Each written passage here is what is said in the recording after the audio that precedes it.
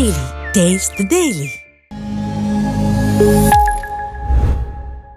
நாதஸ்நேயர்களுக்கு வணக்கம். அரசியல் பல பரபரப்பான கட்டங்களை நோக்கி நகர்ந்து கொண்டு இருக்கிறது. தமிழ்நாடு அரசியலில் இப்போ திருப்பி ஒரு தீக்குச்சியை பற்றி பிடிச்ச மாதிரி ஒரு விஷயம் பரபரப்பாக பற்றி தெரிஞ்சுக்கிட்டு இருக்கு. எல்லாருக்குமே தெரிஞ்ச விஷயம் தான் கெட் அவுட் மோடி அப்படின்ற விஷயங்களை உதயநிதி ஸ்டாலின் பேசினதுக்கப்புறமா கெட் அவுட் மோடி ஹேஷ்டாக் பார்த்தீங்கன்னா வேர்ல்டு லெவலில் ட்ரெண்டாக இருந்துச்சு.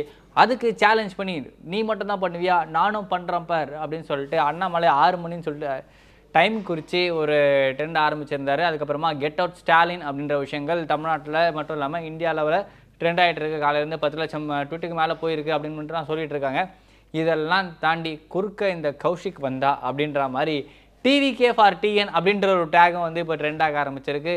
ஏதாவது ஒரு விஷயத்துக்கு ஒரு முடிவு வரணும்னு பார்த்தா இங்கே ஹிந்தி வேணுமா வேணாவா, இதுக்கு முன்னாடிலாம் பார்த்தீங்கன்னா stop Hindi imposition, go back Hindi, இல்லை ஹிந்தி தெரியாது போடா அப்படின்லாம் ட்ரெண்ட் பண்ணிட்டு இருக்காங்க. இப்போ சம்பந்தமே இல்லாத விஷயங்கள்லாம் போட்டு ட்ரெண்ட் பண்ணிகிட்டு இருக்காங்க.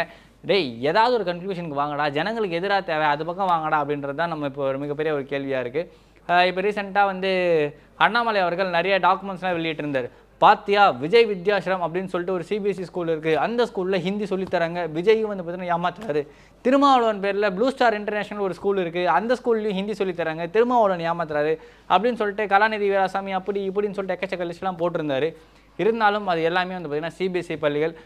சிபிஎஸ்சி பள்ளிகள் மட்டுமல்ல, தமிழ்நாட்டில் இருக்க பெரும்பாலான மெட்ரிக் ஸ்கூல்ஸில் பார்த்தீங்கன்னா ஹிந்தி சொல்லித்தராங்க.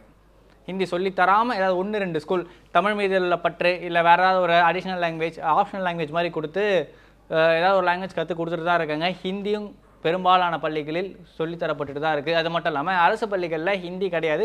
ஒரு சில இடங்களில் ஹிந்தி மாணவர்களுக்கு அந்த லாங்குவேஜ் பேஸ் பண்ணி ஹிந்தி கொடுக்கப்படுகிறது. தெலுங்கு, மலையாளம், உருதுன்னு சொல்லிட்டு எல்லா லாங்குவேஜுமே தான் நம்ம கொடுத்துக்கிட்டு இருக்கோம். பெரும்பாலும் அந்த மக்களோட வாழும் பகுதிகளுக்கு ஏற்ப அந்த லாங்குவேஜஸை நம்ம உங்களுக்கு ப்ரிஃபரபுளாக கொடுத்துக்கிட்டு இருக்கோம். அப்புறம் என்னடா பிரச்சனை அப்படின்னு கேட்டால் 3வது மொழி தான் பிரச்சனை. நியூ எஜுகேஷன் பாலிசியில் 3வது மொழி கற்றுக்கணும் அப்படின்னு சொல்லிட்டு சொல்லியிருக்காங்க. 2வது மொழி மூலம் ஒழுங்காக படிச்சாடா நீ அப்படின்னு சொல்லிட்டு நம்மெல்லாம் வட இந்தியாவில் இருக்கும் இந்திக்காரங்களெல்லாம் பார்த்து நம்ம கேள்வி கேட்குற மாதிரி பல பேர் கேட்டுக்கிட்டு இருக்கோம். நியாயமான விஷயம் தான். இன்றைக்குமே பார்த்தீங்கன்னா ஒரு பேங்க் கொண்டு நம்ம போகிறோம், நம்ம எல்லாருமே இங்கிலீஷில் கேட்குறோம். இங்கிலீஷில் கேட்குறதுக்கு எதுவுமே நெய் பையா, முஜே மாலும் நெய், வெயிட் 2 minutes இதுதான் பதிலாக வருதே தவிர அது என்ன ஏதுன்னு சொல்லிட்டு அவங்களால இங்கிலீஷை கூட சொல்ல முடியல. நாம் தமிழை தாண்டி ஆங்கிலத்தில் நாம் அவங்கக்கிட்ட பேச முயற்சி பண்ணாலும் அவங்களால இங்கிலீஷில் பதில் சொல்ல முடியல. பெரும்பாலான இடங்கள்ல அப்படி தான் இருக்குது. ஆனால் பேங்க்கு இப்படி தான்ப்பா இருக்குது, ரயில்வே ஸ்டேஷன்லேயும் அப்படி தான் இருக்குது. இதெல்லாம் தாண்டி நம்ம வீட்டு பக்கத்தில் கடையில் வேலை பார்க்குற இந்திக்காரங்களாம் அண்ணா ஒரே நிமிஷம் 10 நிமிஷத்தில் போட்டு தரேன், இதோ 40 ரூபா வாங்கிட்டு போங்க, 30 ரூபா 15 ரூபான்னு சொல்லிட்டு பெரும்பாலும் தமிழ் கற்றுக்கிற ஒரு இடத்துல வந்திருக்காங்க. அப்படின்னு சொல்லிட்டு மாழலை மொழி பேசுகிற மாதிரி பார்த்தீங்கன்னா ஹிந்தியை நல்லாவே பேசிக்கிட்டு இருக்காங்க. நீ ஏன் இங்கே வேலை பார்க்குற அப்படின்ற கேள்விலாம் கேட்க வேணாம். ஏன் அப்படின்னா அவங்களால அவங்க ஊரில் வேலை பார்க்க முடியல, அதனால நீங்கள் வேலை பார்க்குறாங்க. வேலை பார்த்து தான் சம்பாதிக்கிறாங்க, அதை நல்லா பார்த்துக்கோங்க. 1 கோடி பேர் வந்துட்டான், ஏன் ஓட்டெல்லாம் பறிச்சிட்டான் அப்படின்ற அளவுக்கு கத்தி கூப்பாடு போகணுன்ற அவசியம்லாம் கிடையாது. நாமளும் தமிழர்களாகிய நாமளும் பல நாடுகளுக்கு போய் வேலை பார்த்துருக்கோம். இலங்கை, மலேசியா அப்படின்னு சொல்லிட்டு எக்கச்சக்க நாடு பரவி வாழ்ந்துக்கிட்டு இருக்கோம். இவ்வளோ மக்கள் இவ்வளோ ஊருக்கு போய் வாழ்வாங்களா, வேறு ஏதாவது ஒரு மொழி சார்ந்த குடும்பத்தை சேர்ந்தவர்கள் இத்தனை நாட்டில் வாழ்வாங்களான்ற அளவுக்கு இருக்குது. பல நாடுகளில் பல முக்கியமான ஹையஸ்ட்டு போஸ்டிங்லாம் நம்ம வகிச்சுக்கிட்டு இருக்கோம். இங்கே பாத்தியா வடக்கன் வந்துட்டான், பாத்தியா இந்திக்காரன் வந்துட்டான், உன் உரிமையை பிடுங்கிட்டான் அப்படின்ற அளவுக்கு யாரும் பெருசாக கத்தி கூப்பாடு போட வேண்டிய அவசியம் இல்லை. தகுதி உள்ளதே தப்பி பிழைக்கும் அப்படின்னு சொன்ன ஒரு இயற்கையோட விதி தான். Survival of the fittest. நாம் வாழ்கிற இடத்துக்கு தேவையான மாதிரி வாழணும். நீ மொழிக்கு எதிராக பேசுகிற அப்படின்ட்டு யாரும் உடனே கமெண்ட்டில் தூக்கிட்டு வந்துடாதீங்க. மொழிக்கு எதிராக நான் பேசவே இல்லை. நம்ம மொழி பார்த்தீங்கன்னா என்றைக்குமே அழியாதது, வளமையோடு தான் இருந்துக்கிட்டே இருக்குது. இன்றைக்குமே கூகுள் வரைக்கும் பார்த்திங்கன்னா நம்ம அதிகமாக இங்கிலீஷில் டைப் பண்ணாலும் அது தமிழை டிரான்ஸ்லேட் பண்ணி கொடுக்குற இந்த கூகுள் இன்புட் டூல்ஸை நம்ம இன்னும் பயன்படுத்தி தான் இருக்கும். எக்கச்சக்க ஆப்ஸ்லையுமே தமிழ் வந்துருச்சு. இவ்வளோலாம் வந்துருச்சுப்பா, ஆனாலும் நம்ம ஏன் ஹிந்தியை படிக்கணும் அப்படின்னு ஒரு கேள்வி இருக்குது. நியாயமான கேள்வி தான். ஒருவேளை உங்களுக்கு அந்த ஹிந்தி தேவைப்பட்டுச்சுன்னா மத்திய அரசு சார்ந்த பணிகளில் நீங்கள் சேரணும் விருப்பப்பட்டீங்கன்னா நீங்கள் படிச்சுக்கோங்க. ஏன் அப்படின்னா அவனை இங்கிலீஷ் கற்றுக்க சொல்லு அப்படின்னு சொல்லிட்டு சொல்லலாம். மத்திய அரசு சார்ந்த பணிகள் அப்படின்றது பார்த்திங்கன்னா மக்களோட சேர்ந்த பணிகள் தான். இப்போ ஐஏஎஸ் ஐபிஎஸ்ஓ இல்லை வேறு ரயில்வே எக்ஸாம் கிளியர் பண்ணுறீங்க, இல்லை இராணுவத்துக்கே போகிறீங்கன்னா கூட அங்கே இருக்க லோக்கல் பீப்புளுக்காக நம்ம ஹிந்தி கற்றுக்கலாம், தப்பே கிடையாது. ஆனால் நீ ஹிந்தி கற்றுக்குனே ஆகணும்டா அப்படின்னு சொல்கிறது தவறான விஷயம்.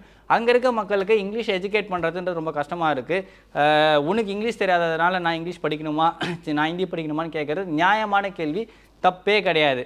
ஆனால் நம்ம அடிஷ்னலாக ஒரு லாங்குவேஜ் படிச்சுக்கிறது நல்ல விஷயம் தான். ஆனால் அது ஹிந்தி படிக்கணும்னு இவங்க சொல்கிறது தான் வந்து தப்பாக இருக்குது. உடனே வந்து நான் ஹிந்திலாம் படிக்கணும்னு சொல்லலையே, ஏன் தெலுங்கு படி, மலையாளம், ஏன் தெலுங்கு படி, கன்னடா படி, மலையாளம் படி, உங்களை இந்தியா பிளாக்கில் இருக்க கூட்டணி கட்சியில் இருக்கிறவங்களும் சேர்த்து வச்சு படி அப்படின்னு சொல்லிட்டு பேச்சுக்கு வேணால் அதை சொல்லலாமே தவிர்த்து எத்தனை தெலுங்கு மொழி ஆசிரியர்கள், எத்தனை கன்னட மொழி ஆசிரியர்கள், எத்தனை ஒழிய மொழி ஆசிரியர்கள், எத்தனை மலையாளம் சார்ந்த ஆசிரியர்கள் நம்ம இப்போ ஊருக்கு பண்ணிக்கு வருவாங்கன்னு தெரியல.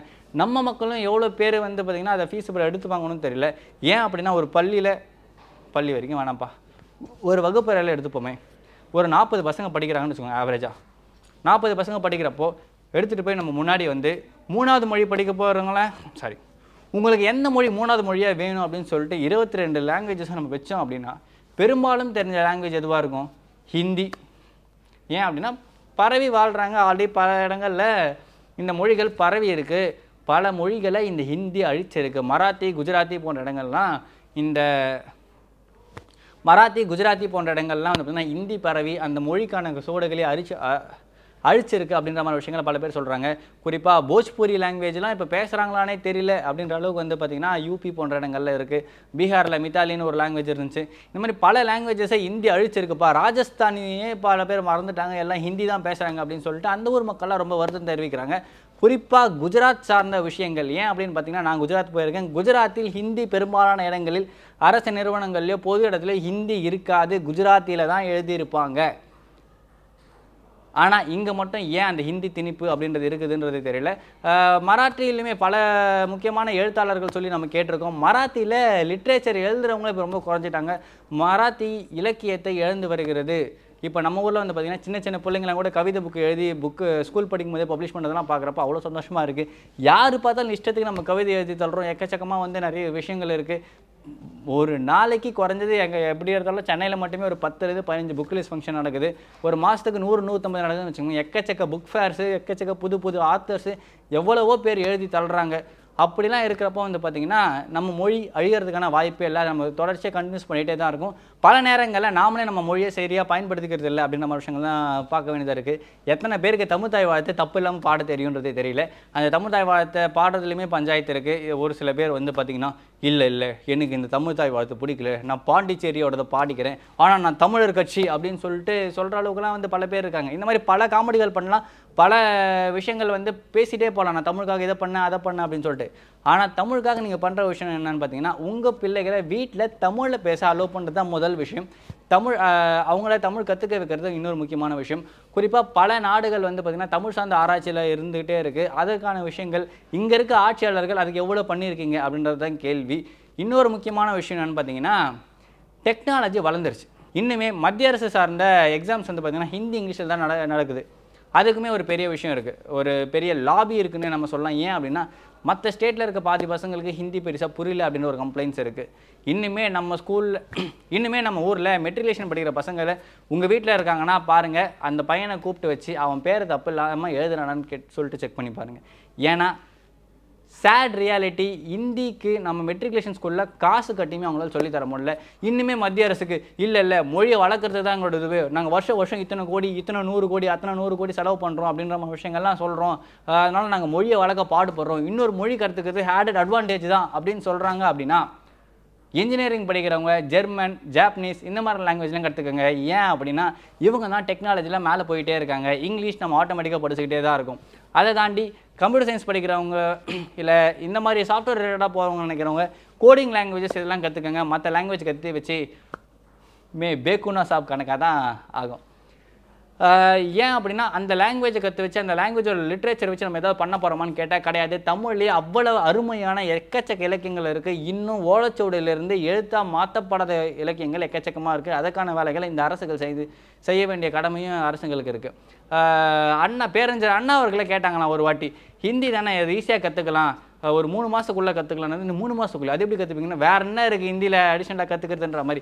ஹிந்தி கற்றுக்கிறது தப்பே கிடையாது. ஆனால் நீ ஹிந்தி கற்றுக்கணும்னு சொல்லிட்டு மறைமுகமாக உன் மேலே திணிக்கிறது தப்பு. அதேமாதிரி 3வது மொழின்றது அவசியமானு கேட்டிங்கன்னா தேவை இருக்கிறவங்களுக்கு மட்டும்தான் அவசியம். தேவையில்லாதவங்க 3வது மொழியை கற்றுக்கிட்டு என்ன பண்ண போகிறாங்கன்னு தெரியல.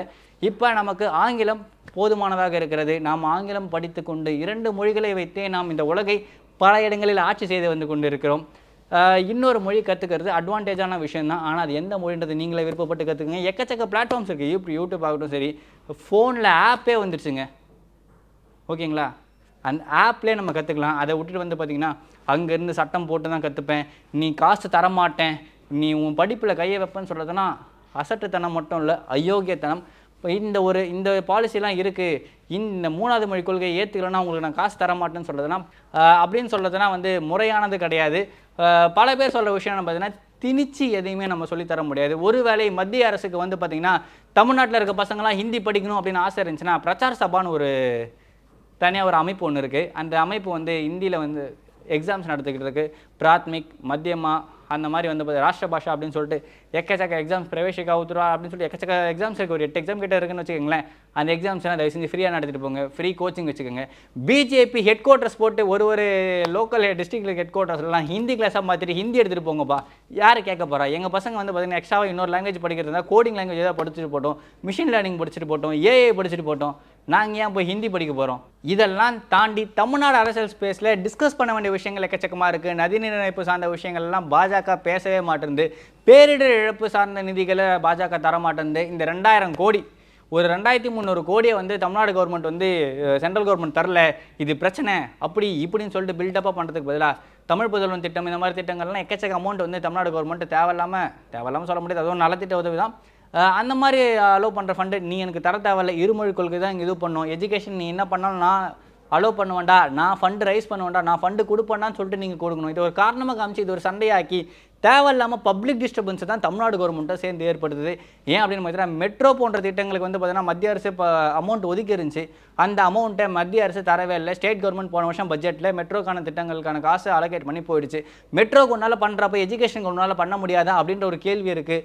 திட்டமிட்டு இந்த திமுக அரசும் பாஜக அரசும் ஏமாத்துது அப்படின்னு நான் பேசினேன் அப்படின்னா உடனே நீ டிவிக்கேவா, நீ அதிமுகவான்னு தூக்கிட்டு வருவீங்க. இப்போ இருக்க 2 பிரச்சனை இந்த 2 பெரிய கட்சி தான். டிவிக்கே பண்ணுற விஷயம் பார்த்தீங்கன்னா சம்மந்தமே இல்லாமல் இந்த டைமில் இந்த மாதிரி விஷயங்கள்லாம் கேள்வியாக வைக்காமல் வெறும்னே வெற்று அறிக்கைகளை மட்டும் விட்டு ஓரமாக போய் உட்காந்துட்டு பணியூர் பாலிடிக்ஸ் பண்ணுறதோ, இல்லை என்ன பிரச்சனைனே நடக்குது எனக்கும் அதுக்கும் சம்மந்தமே இல்லைப்பா, என்னை யாரும் கூப்பிடாதீங்கன்னு போயிட்டு ஒரு ஓரமாக சேலத்தில் உட்காரதும் எல்லாமே தவறான விஷயங்கள். இன்னுமே ஜாதிவாரி கணக்கெடுப்பு சார்ந்த விஷயங்கள் வந்து பிரச்சனையில் இருக்குது. பல இடங்களில் ஸ்காலர்ஷிப் சார்ந்த விஷயங்கள், மாணவர்கள் நலன் சார்ந்த விஷயங்கள், இன்னும் எக்கச்சக்க கம்ப்ளைண்ட்ஸ் இருக்குது. இந்த கம்ப்ளைண்ட்ஸ்லாம் நம்ம அட்ரஸ் பண்ண வேண்டியது இருக்குது. இன்னும் பட்ஜெட் வரப்போது, பட்ஜெட்டில் என்னென்ன விஷயங்கள்லாம் பண்ண போகிறோம்னு சொல்லிட்டு பார்க்க வேண்டியது இருக்குது. தமிழ்நாடு கவர்மெண்ட் ஆல்ரெடி வந்து பார்த்திங்கன்னா நிதி சுமையில் இருக்குது. இதெல்லாம் காரணமாக காமிட்டி ஜனங்களை மடைமாற்றம் போக்கு தான் பார்த்துக்கிட்டு இருக்கோம். மொழிப்போர் அவசியமா அப்படின்னு கேட்டிங்கன்னா மொழிக்கு போரெலாம் அவசியம் தேவையில்லை. முதல்ல ஒழுங்காக சொல்லிக் கொடுக்குற டீச்சர்ஸ் தான் அவசியம். பல இடங்களில் கவர்மெண்ட் டீச்சர்ஸ் ஒழுங்காக சொல்லிக் கொடுக்குறன்ற கம்ப்ளைண்ட்ஸ் இருக்குது. அதெல்லாம் முதல்ல அட்ரஸ் பண்ணுங்கள். கல்வியில் நம்ம வளர்ந்துருக்கோம் அப்படின்னு சொல்லிட்டு சொல்லணும் அப்படின்னா அதை நம்ம சஸ்டெயின் பண்ணணும். பின்னோக்கியே வலிச்சிட்டு போகிற மாதிரி எந்த ஒரு வேலையும் பண்ணாதீங்க. அது எல்லா ஆட்சியாளர்களுக்கும் நன்றி, வணக்கம்.